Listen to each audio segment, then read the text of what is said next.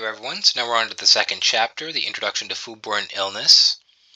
So foodborne illness is one of the leading causes of hospitalization today. There are numerous types of illnesses derived from proper, or improper I should say, food handling practices.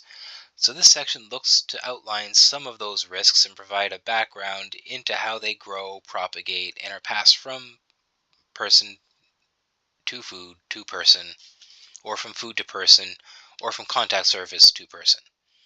So let's get into it. So, foodborne illnesses can be caused by consuming food or beverages contaminated by harmful microorganisms or substances, which can include bacteria like Salmonella, E. coli, or viruses like norovirus or hepatitis A, parasites like Giardia, and toxins like botulinum toxin and staphylococcal enterotoxin. It's important to understand the different types of contamination in order to effectively prevent or limit the spread of foodborne illnesses, which affect millions of people worldwide each year. So there are a few principal types of contamination. We have your microbial, with your raw meat and dirty contact surfaces being your predominant causes, although there are others. You have your chemical contamination, which is, examples like your pesticide residue and cleaning products. Then there's the physical contaminants like glass, metal, or hair, things of that nature. Biological contamination is contamination that's perpetrated by microorganisms. Um, so there are direct contamination through direct contact with surfaces, or indirect contamination through an intermediary like a cutting board. Um, they're usually passed on or caused by bacteria, viruses, fungi, protozoa, or any of the other microbiological bacteria that you can't really see with your eyes, but are passed along, again, either directly through direct contact with the food or indirectly by contacting a surface which then contacts the food and spreads that pathogen. And speaking of pathogens, we're getting there now. Microorganisms are generally ubiquitous. They're found throughout the environment and are generally too small to see with the naked eye. They usually require a microscope. In the context of food safety, microorganisms usually include bacteria, viruses, parasites, and fungi, as we talked about. Now, some of these are pathogenic, which are the ones that cause illness, and some of them are non-pathogenic, which are generally considered harmless or beneficial. You can think of all the commercials you've seen for probiotics. Those probiotics are the good bacteria that make up your gut flora and your gut bacteria and help to keep you healthy and help you break down food. Some of your most common foodborne pathogens can be some viruses like norovirus or hepatitis A, or your bacteria like your Salmonella, your E. coli, Campylobacter, or Listeria. The parasites like Giardia or Toxoplasma gondii, and your toxins produced from bacteria or viruses like botulinum or staphylococcal toxins. Salmonella is commonly found in poultry, eggs, dairy products, and produce. Infection can usually result in diarrhea, fever, abdominal cramps. A notable outbreak in 2023 was linked to Papa Murphy's cookie dough, which made 26 people ill across the United States. This one underscores the importance of strict controls on food processing environments to prevent contamination, as well as factory environments, as the contaminant had been found in the equipment at the factory. So it was a failure at the factory to adhere to proper food handling practices that ended up causing a large outbreak in 2023. Some other common one is E. coli. It's frequently associated with ground beef, raw milk, fresh produce. Its infections typically cause severe stomach cramps, diarrhea, which is often bloody, and vomiting. In 2023, there was an incident involving a large-scale recall of romaine lettuce contaminated with E. coli. But even more recognizable to most people is the Walkerton water crisis, not directly related to food. But in Canada, the Walkerton water crisis was particularly large. I think 7 fatalities happened, and a large number of people had permanent kidney damage as a result of E. coli contamination in the water. So you really have to be careful in the food supply chain and make sure you're cooking your foods effectively, because E. coli can be one of those more hazardous of the group. Uh, Campylobacter infections are often linked to raw or undercooked poultry and contaminated water. So symptoms of that can include diarrhea, fever, stomach cramps, and nausea. In 2023, there was an outbreak at a restaurant chain which was implicated after improper handling of chicken caused a widespread illness.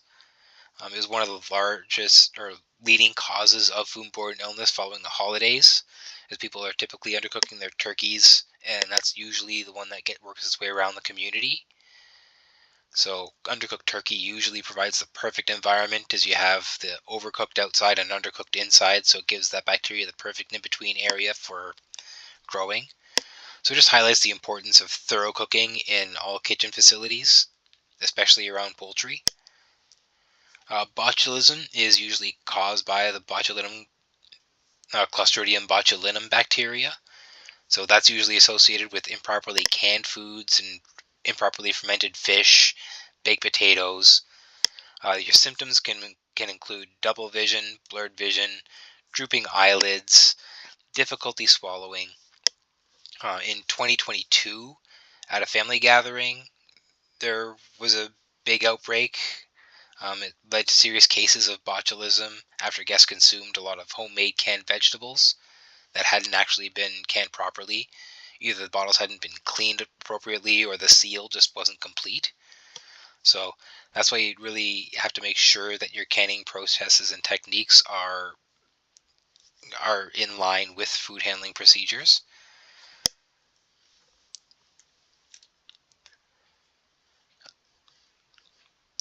Campylobacter, again, oh, sorry, hepatitis, I should say, I'm sorry, spreads through contaminated food, water, including ice cubes, person-to-person contact. It usually presents with symptoms such as fatigue, nausea, stomach pain, jaundice.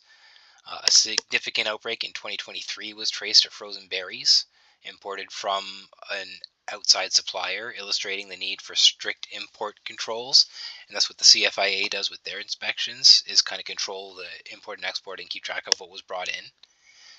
Hepatitis A is colloquially known as traveler's diarrhea, as it frequently hits while people are on vacation in high volume areas, largely due to the ice that's being put in drinks. Hepatitis is one of those things where once it gets in the water, it gets into the ice cubes and it stays in the freezer. Then it gets added to the traveler's drinks, and that's why you end up having large outbreaks happening in resort towns. So this is actually a good segue into spore-forming bacteria, as these are bacteria capable of forming spores to protect themselves and making them extremely resistant to conventional methods of sanitization. The microbes can withstand extreme temperatures or hostile environments, and can afterwards shed their spores and reactivate themselves when the environment becomes more accommodating. So using a lot of sanitizer won't work, because that spore and that casing will help protect them from having their outer shells being penetrated by the cleaning products. We'll go back to high-risk populations again. Certain populations are at higher risk of infection from all of these pathogens uh, due to the factors like lower immune system, underlying conditions. The groups include pregnant women, young children, older adults, and individuals with weakened immune systems.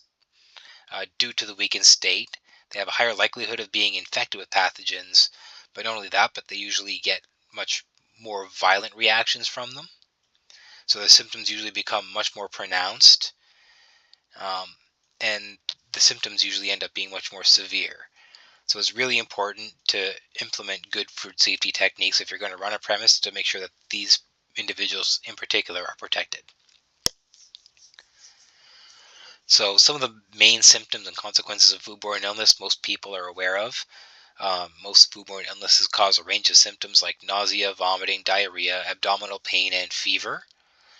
In severe cases, they can also result in dehydration, chronic health complications such as kidney disease, and even death. Beyond the physical toll, there's the economic impact of foodborne illnesses. which is significant and leads to increased healthcare costs and a loss of productivity across the board.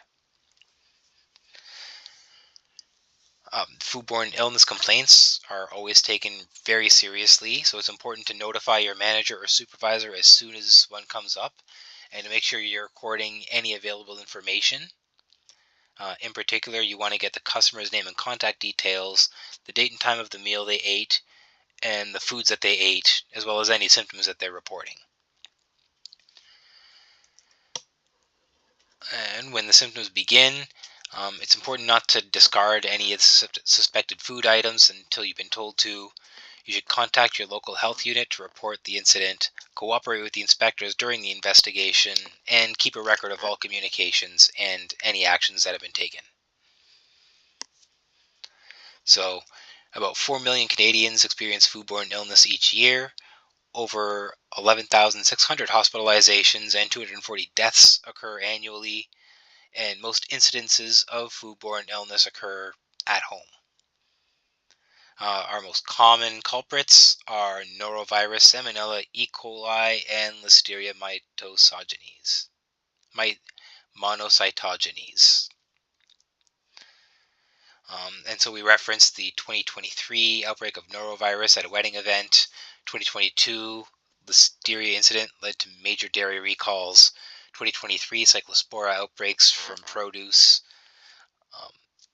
as well as several other well-noted Canadian outbreaks over the past few years. I'm thinking of the Maple Leaf Listeria outbreak, the XL beef outbreak in Alberta from the needle tenderization of beef, as well as that Walkerton outbreak of E. coli in Ontario quite some time ago.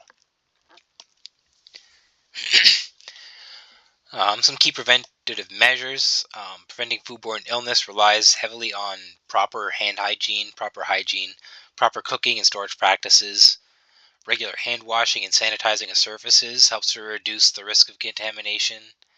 Cooking food to proper temperatures, avoiding cross-contamination between raw and cooked items is also of critical importance. Safe food storage, including refrigerating at appropriate temperatures, and correctly handling food using proper techniques also plays critical roles.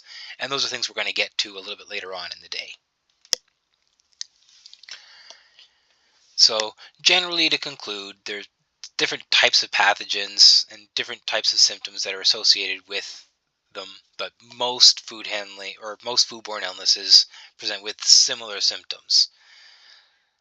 Understanding pathogens, symptoms in high-risk populations is key to preventing foodborne illnesses in community settings.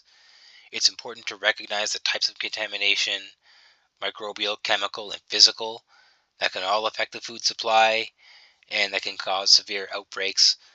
Microbial contamination usually results from improper handling of raw meats or from cross-contamination between foods and contact surfaces, and improperly cleaned or used utensils. Chemical contamination is usually from pesticide residues or improperly mixed cleaning agents, and the physical contamination may usually involve foreign objects like glass, metal, or hair falling onto the food.